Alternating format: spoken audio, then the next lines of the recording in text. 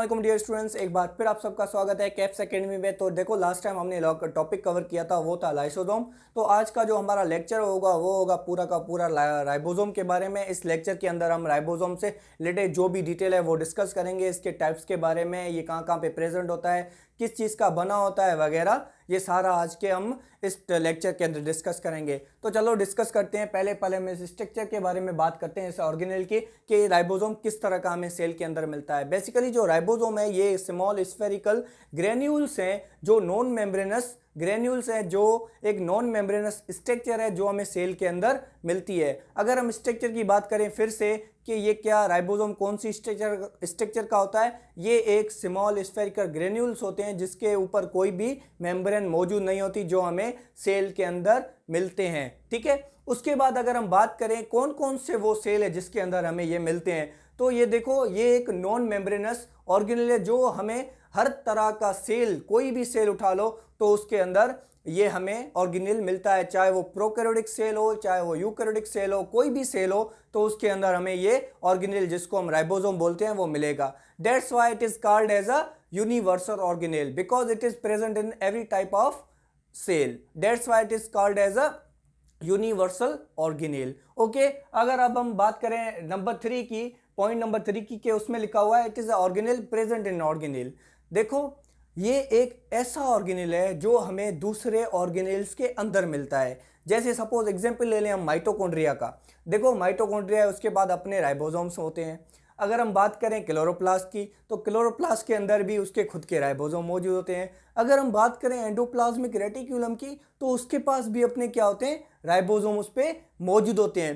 तो इसलिए हमने कहा है ये एक ऐसा ऑर्गेनेल है जो ऑर्गेनेल के अंदर मौजूद होता है। ठीक है, अगर अब हम बात करें नंबर 4 की, जिसमें यह लिखा हुआ है कि जो राइबोसोम है वो राइबोसोमल आरएनए और प्रोटीन का बना हुआ है। इसका मतलब ये जो हमारा राइबोसोम है ये दो चीज़ों का बना हुआ है, एक राइबोसोमल एक राइबोसोमल आरएनए, दूसरा जो प्रोटीन का बना हुआ है। किसका? एक ये राइबोसोमल आरएनए और दूसरा ये प्रोटीन का बना हुआ है। उसके बाद पॉइंट नंबर 5 की बात करें कि जो हमारा राइबोसोम होता है ना, ये बेसिकली 2 यूनिट्स में डिवाइड हुआ होता है, जिसको हम 2 सब यूनिट्स बोलते हैं। उसमें एक होता है लार्जर सब यूनिट, एक होता है स्मॉलर सब यूनिट। ठीक है, तो हम बात करें लार्जर और स्मॉलर की। अगर आप अब डायग्राम देख सकते हैं या तस्वीर देख सकते हैं कि ये एक होता है एक लार्जर सब यूनिट जो कि एक हमें डोम की तरह नजर आता है। ठीक है, और दूसरा होता है स्मॉलर सब यूनिट जो कि हमें एक फ्लैट पोर्शन की तरह नजर आता है। ठीक है, तो देखो,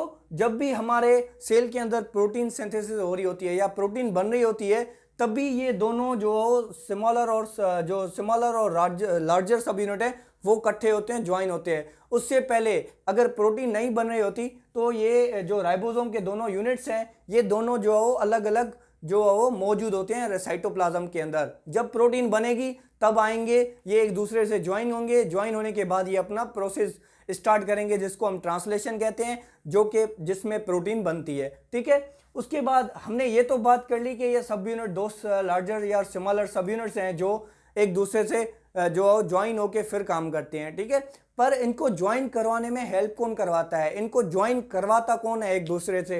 तो एक तरह के जो आइंस मौजूद होते हैं सेल के अंदर, जिसको हम कहते हैं मैग्नीशियम आइंस, जो कि इन स्मॉलर सब यूनिट को लार्जर सब यूनिट से क्या करवाता है, अटैचमेंट करवाता है या ज्वाइनिंग करवाता है दोनों की। ज्वाइनिंग के बाद क्या होता है, ये दोनों जो सब यूनिट्स हैं ज्वाइन होके अपना जो काम है प्रोटीन सिंथेसिस का वो स्टार्ट कर लेते हैं, जिसको हम प्रोसेस है जिसमें प्रोटीन बनती है, उस प्रोसेस का नाम होता है ट्रांसलेशन। ठीक है, तो इसलिए हमने राइबोसोम का यहाँ पे लिखा हुआ है protein factory. That's why ribosome is called as a protein factory. ठीक है, उसके बाद अब अगर हम पॉइंट नंबर जो 7 की बात करें, उसमें लिखा हुआ है when ribosomes are attached to a single mRNA then it's called as a polysome.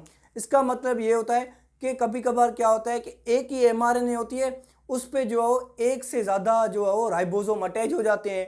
ठीक है, तो एक एमआरएनए उसके ऊपर क्या होते हैं, बहुत सारे राइबोसोम अटैच हो जाते हैं। तो ऐसी स्ट्रक्चर को जो कहा जाता है पॉलीसोम्स। पॉली मीन्स मैनी, सोम्स जो राइबोसोम के लिए इस्तेमाल किया गया है।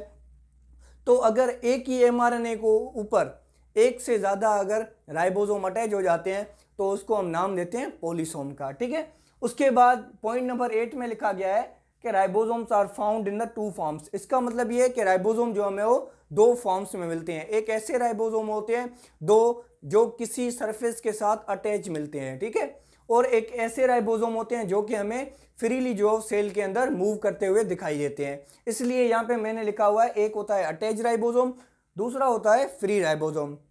जो अटैच राइबोसोम होता है वो एंडोप्लाज्मिक रेटिकुलम, माइटोकॉन्ड्रिया, क्लोरोप्लास्ट इनके अंदर मिलता है, और जो फ्री राइबोसोम्स होते हैं वो जो फिरते हुए हमें दिखाई देते हैं सेल के अंदर वो होते हैं साइटोप्लाज्म के अंदर। तो ये थे दो फॉर्म्स जो राइबोसोम के जो हमें सेल के अंदर मिलते हैं। उसके बाद हम बात करते हैं इनके टाइप्स की कि राइबोसोम के टाइप्स कितने होते हैं। देखो ये हमें फॉर्म्स मतलब कि कहाँ कहाँ पे हमें मिलते हैं। एक अटैच राइबोसोम होते हैं जो किसी सरफेस के साथ अटैच होते हैं, एक ऐसे राइबोसोम होते हैं जो फ्रीली साइटोप्लाज्म में मूवमेंट कर रहे होते हैं। पर अब हम बात कर रहे हैं राइबोसोम के टाइप्स की कि राइबोसोम के टाइप कितने होते हैं। तो राइबोसोम के बेसिकली दो टाइप होते हैं, एक होते हैं 70S, दूसरा होता है 80S।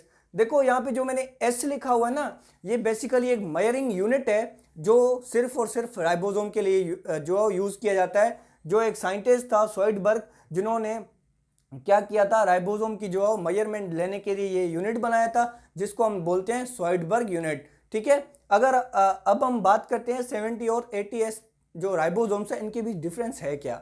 बेसिकली जो इनके जो दो सब यूनिट्स होते हैं राइबोसोम के, एक लार्जर एक स्मॉलर, उनकी साइज में डिफरेंस होता है। कौन सा कि जो 70S वाला राइबोसोम है वो जो है वो उसका स्मॉलर यूनिट होता है वो 30S का होता है, और लार्जर सब यूनिट जो है वो 50S का होता है। अब देखो अगर हम इन दोनों को प्लस करें ना तो ये 80S हो रहे हैं। बेसिकली हम राइबोसोम कौन सा पढ़ रहे हैं, 70S।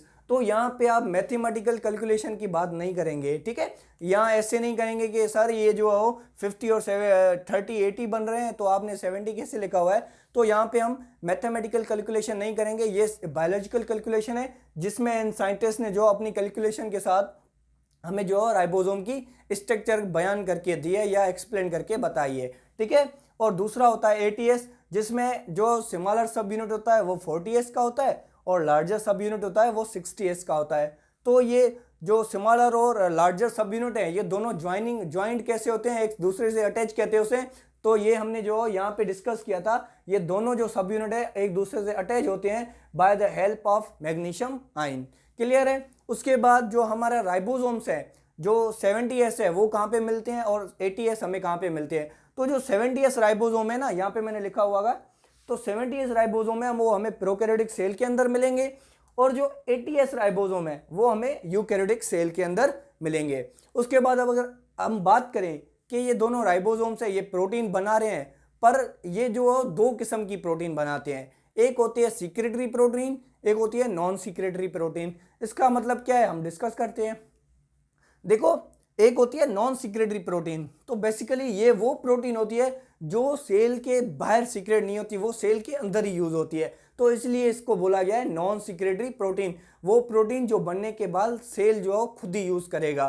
तो ये जो प्रोटीन होती है नॉन सीक्रेटरी प्रोटीन, इसको जो कौन से राइबोसोम बनाते हैं, इसको जो है वो साइटोप्लाज्म में फ्री राइबोसोम जो मौजूद होते हैं वो इस प्रोटीन को बनाते हैं जो सेल खुद ही यूज करता है, इसलिए इस प्रोटीन को नाम दिया होता है नॉन सीक्रेटरी प्रोटीन। उसके बाद दूसरा है सीक्रेटरी प्रोटीन। तो ये एक ऐसी प्रोटीन है जो सेल के अंदर तो बनती है पर कहाँ पे, उन राइबोसोम के पास बनती है जो कि अटैच राइबोसोम होते हैं जो एंडोप्लाज्मिक रेटिकुलम के साथ अटैच हुए होते हैं। तो ये प्रोटीन सीक्रेटरी प्रोटीन वो कौन से राइबोसोम बनाते हैं, वो राइबोसोम जो कि अटैच राइबोसोम है एंडोप्लाज्मिक रेटिकुलम के साथ। तो ये प्रोटीन बना के कहाँ देते हैं, गोल्जी बॉडीज को देते हैं। गोल्जी बॉडीज को मॉडिफाई करके पैक करके सेल से बाहर सीक्रेट करती है। तो इसलिए हमने कहा कि दो तरह की प्रोटीन बनती है, एक नॉन सीक्रेटरी प्रोटीन, दूसरी होती है सीक्रेटरी प्रोटीन, ठीक है। तो इसलिए राइबोसोम को कहा जाता है प्रोटीन फैक्ट्रीज, ठीक है। तो ये था आज का हमारा पूरा होल लेक्चर राइबोसोम के बारे में। अगर कोई भी पॉइंट आपको मिस हो गई हो या समझ नहीं आई हो तो कमेंट सेक्शन में आप मुझे बता दीजिएगा, ठीक है। अगर और आपके पास अगर एक्स्ट्रा कोई पॉइंट है वो भी आप मुझे जो कमेंट में जो बता सकते हैं। उसके बाद जिस जो स्टूडेंट ने मेरे चैनल को अभी तक सब्सक्राइब नहीं किया वो जल्दी से जल्दी सब्सक्राइब करे। Thank you so much. अल्लाह हाफिज़।